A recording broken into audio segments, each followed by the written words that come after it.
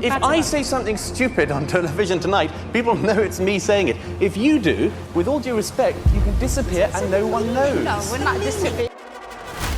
In recent years, the relationship between Islam and the West has become a hot topic. People are asking tough questions about how Islamic beliefs fit into countries with liberal, secular values. The response from the Prime Minister. A major example of this debate was the surprising 2023 election win of Geert Wilders. That's the veteran anti-Islam politician Geert Wilders has led his PVV party to the largest share of the vote. A Dutch politician known for his strong anti-Islam stance. Just a few decades ago, the idea of Wilders leading the Netherlands would have seemed impossible. But now, it's part of a bigger trend happening across Western countries. Places like Germany, France, Italy, and even the UK are seeing a rise in right-wing movements. But to call us terrorists when we haven't even moved into this building yet, just because of our faith, is just unacceptable. These groups focus heavily on concerns about immigration and Islam's growing influence in society. Many people are worried that the cultural and religious differences are too big to bridge, sparking calls for policies to limit immigration or even push for de-Islamization. This brings up some important questions. Can Islam and Western values like free speech, gender equality, and secularism coexist? Are these fears based on facts, or are they exaggerated? And what happens if Western countries don't figure out how to handle these issues? To get to the bottom of this, we need to take a step back and look at history. The tension between Islam and the West isn't new. It's been around for centuries. By understanding where these conflicts come from and what's happening now, we can start to figure out what the future might look like. Will radical Islam destroy the West, or can the two find a way to coexist? To understand the current tensions between Islam and the West, it's important to look back at history. These two civilizations have a long and complicated relationship, filled with moments of conflict and cooperation, but the clashes have left a lasting impact on how the West sees Islam today. Islam first arrived in Europe in the 8th century, when Muslim armies expanded across the Iberian Peninsula, taking over what is now Spain and Portugal. This marked the beginning of a long and uneasy coexistence. In the East, the Byzantine Empire faced similar struggles, with Islamic empires gradually chipping away at its territory. The fall of Constantinople in 1453 to the Ottoman Turks was a huge turning point, symbolizing the shift in power toward the Islamic world. The Ottomans didn't stop there. They pushed deeper into Europe, even reaching the gates of Vienna in the 16th century. These invasions created deep fear and resistance in Europe, leading to key events like the Crusades and the Reconquista, where Christian forces fought to reclaim their lands. These battles weren't just about land or religion. They became powerful symbols of resistance against Islamic expansion. These events are still talked about today and shape how many in the West perceive Islam. The battles of Vienna and Lepanto, for example, are often brought up as moments when Europe stood firm against outside threats. On the other hand, some parts of Islamic history, like the cultural and scientific advancements during the golden age of the caliphates, are often overlooked in these discussions. Fast forward to today, and echoes of these historical tensions are still alive in Western political discourse. The idea of Islam as an invading force isn't new. It's rooted in centuries of conflict. This history gives context to the cultural clashes and demographic changes happening now, helping us see why so many people feel uneasy about Islam's growing presence in the West. In recent decades, Western countries have experienced a significant increase in their Muslim populations. This shift has been driven by two main factors: higher fertility rates in Muslim families and steady migration from predominantly Muslim countries. For example, in 2016, Muslims made up roughly 5% of Europe's population. Even without additional migration, projections suggest this number could rise to 7.4% by 2050, due to younger populations and higher birth rates. In countries like France, Germany, and the UK, the Muslim population is already significantly higher and continues to grow. While demographic changes are a natural part of globalization, they've created noticeable tensions in many communities. A big part of this is the cultural and value-based differences between Western societies and many Muslim-majority countries. Western values like gender equality, secularism, and freedom of speech often clash with more conservative or traditional Islamic beliefs. These differences have sparked debates about whether Islam can coexist with liberal, democratic values. Some incidents have made these tensions impossible to ignore. Attacks on freedom of speech, like the Charlie Hebdo shootings in France, or large-scale exploitation cases in the UK, have heightened concerns about whether Western countries are equipped to handle these cultural differences. In some cases, Western societies have had to face uncomfortable truths about the dangers of ignoring these issues for the sake of political correctness. Gender equality is another major point of contention. Critics argue that traditional Islamic views on women's rights, dress codes, and roles in society are fundamentally at odds with modern Western ideals. Incidents of harassment, violence, or restrictions on women's freedoms often make headlines, adding to the perception that Islam's growing influence is a threat to progress. Beyond individual incidents, there are broader concerns about integration. Many Muslim communities in the West live in tightly knit enclaves, where traditional practices and conservative values are preserved. While this can help immigrants maintain their cultural identity, it can also prevent integration into the wider society.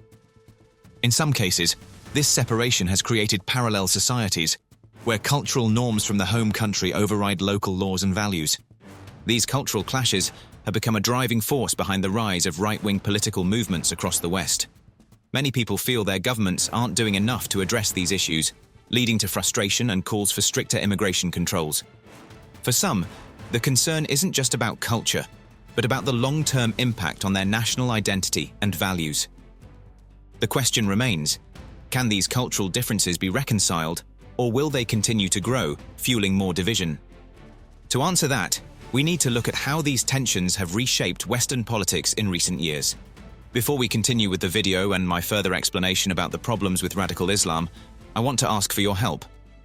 I'm trying to reach 1,000 subs by the end of February, so I'd really appreciate it if you would subscribe and help me out. Okay, let's continue. As concerns over immigration and Islam's influence grow, many Western countries have seen a significant political shift toward the right. Parties and leaders that were once considered fringe are now gaining widespread support, reshaping the political landscape in the process. At the center of this rise is the belief that current governments have failed to address the cultural and societal challenges that come with growing Muslim populations. One of the most dramatic examples of this shift is Geert Wilders' 2023 election win in the Netherlands. Known for his anti-Islam rhetoric, Wilders campaigned on promises to de-Islamize the country, a position that might have seemed extreme a decade ago, but now resonates with a significant portion of the population. His victory is part of a broader trend across Europe, where voters are turning to leaders and parties with similar messages. In Germany, the Alternative for Germany AfD party has grown from a minor player to the second most popular party in the country. Their platform includes policies to ban the full-body veil, limit the construction of mosques, and push back against what they see as the Islamization of Germany. This rapid rise reflects a growing frustration among German voters, particularly younger ones, who feel their concerns about cultural and demographic changes have been ignored. France has seen similar momentum with Marine Le Pen and her National Rally Party. Though she has yet to secure the presidency, Le Pen's support has grown dramatically in recent years, with her party gaining millions of votes in legislative and European Union elections.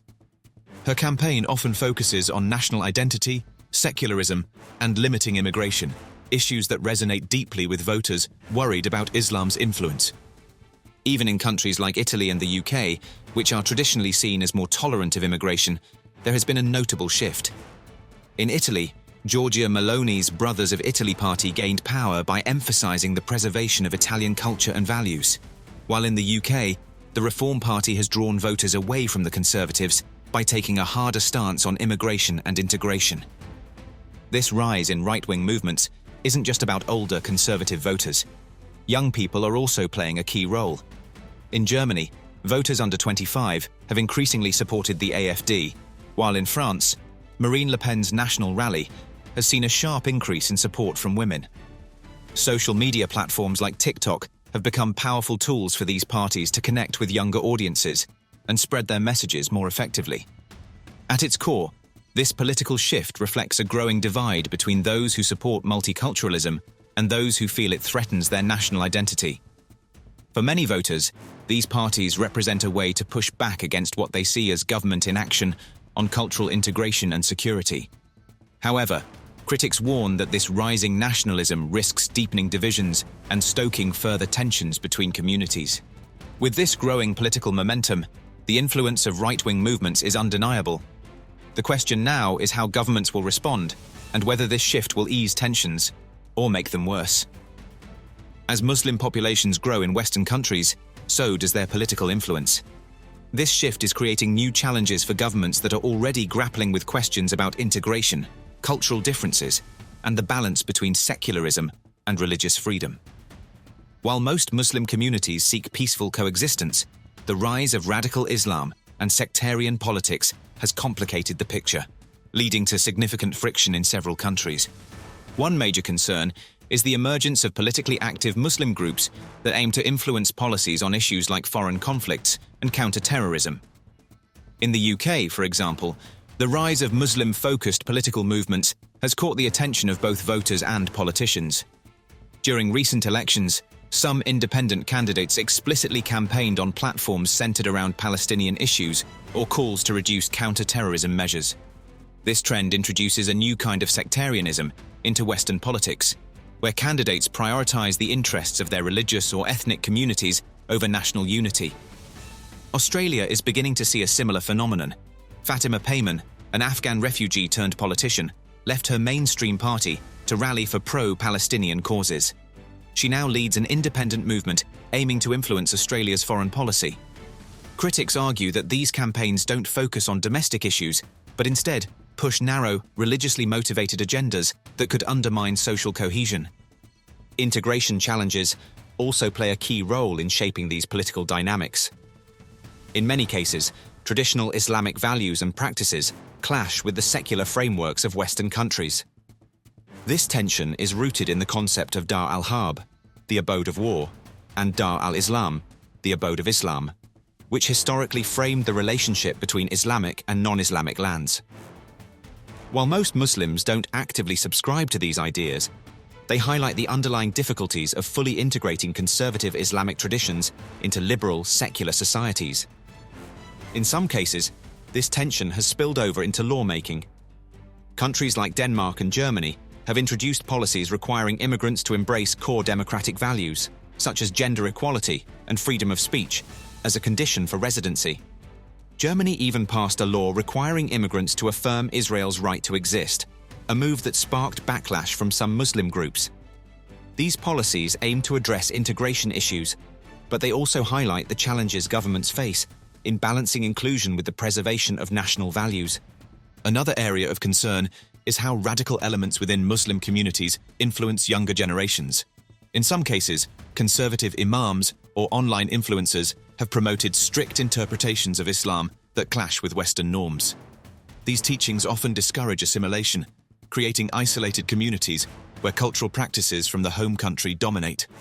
This resistance to integration has led to incidents of radicalization, honor-based violence, and other conflicts that further strain relations between Muslim communities and their host countries. Despite these challenges, there are Muslim voices pushing back against radicalism and advocating for reform. Progressive Muslims, who reinterpret Islamic teachings to align with modern values, play a key role in countering extremism. However, their influence remains limited, as conservative voices often dominate discussions within Muslim communities. For example, reformist figures who promote LGBTQ+ inclusion or gender equality in Islam are frequently dismissed or targeted by extremists. Ultimately, the influence of radical Islam on Western politics is both a symptom and a driver of deeper cultural divides. While governments attempt to manage these challenges with new policies, they also risk alienating moderate Muslims who want to integrate but feel unfairly targeted by these measures. The road ahead is a tricky balance between addressing legitimate concerns about extremism and ensuring that policies don't fuel further division. Addressing the tensions between radical Islam and Western societies is no easy task, but it's clear that action is needed to prevent further division. Several solutions have been proposed, ranging from policy changes to cultural initiatives, all aimed at fostering integration while protecting the core values of secular, liberal democracies.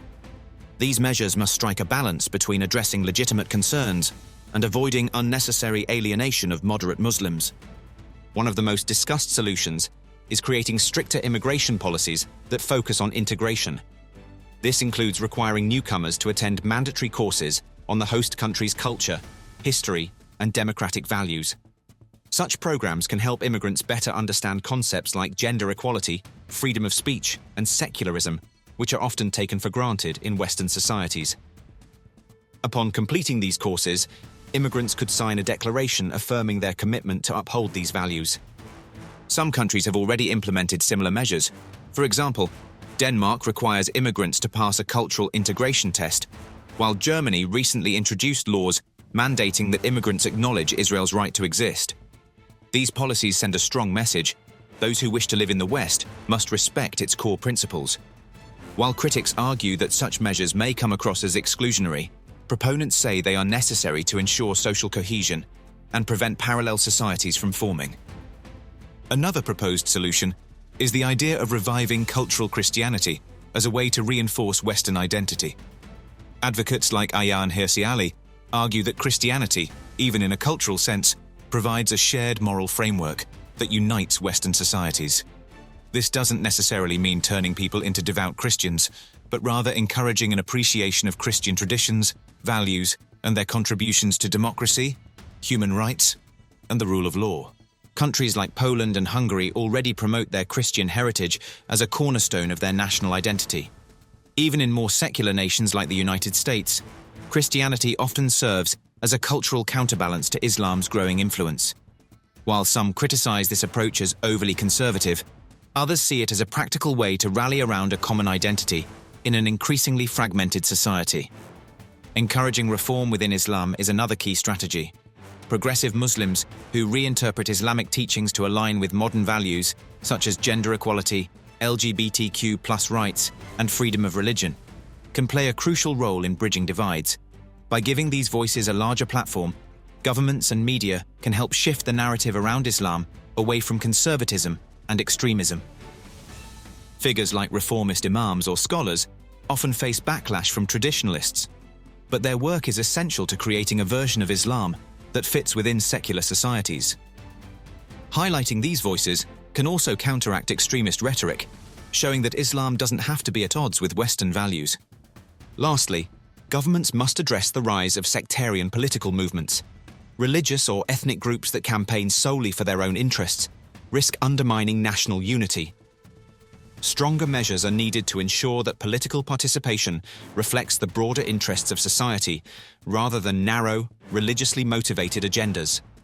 For example, making citizenship conditional on adherence to democratic principles could deter sectarian movements from gaining a foothold in politics. The growing tensions between radical Islam and Western societies are not just about religion, they're about the fundamental clash of values. As Muslim populations grow in the West, cultural and political differences have become increasingly hard to ignore. Issues like gender equality, freedom of speech, and secularism are at the heart of the debate, raising tough questions about whether peaceful coexistence is possible without significant changes. The rise of right-wing movements across Europe, the UK, and beyond shows that these concerns aren't going away. Frustrated by government inaction, many voters are turning to parties that promise stricter immigration policies, tougher integration measures, and a renewed focus on national identity. While these movements often spark controversy, they reflect a growing demand for solutions to challenges that mainstream politics has largely avoided. The road ahead is complicated. Western governments must balance protecting their liberal values with ensuring fair treatment of all citizens, including Muslims. This requires bold policies, a renewed commitment to secularism, and support for reformist voices within Islam. Without decisive action, the tensions we see today could escalate into deeper divisions tomorrow. Ultimately, the future of the West depends on its ability to adapt while holding firm to the principles that have defined it for centuries. If you enjoyed this video, please subscribe, give it a thumbs up, and share your thoughts in the comments below. A huge thank you to my Patreon and YouTube members for supporting my work. Your support means everything. If you'd like to join them, hit the join button on YouTube or check out the Patreon link in the description. As always, thank you for watching, and I'll see you in the next one.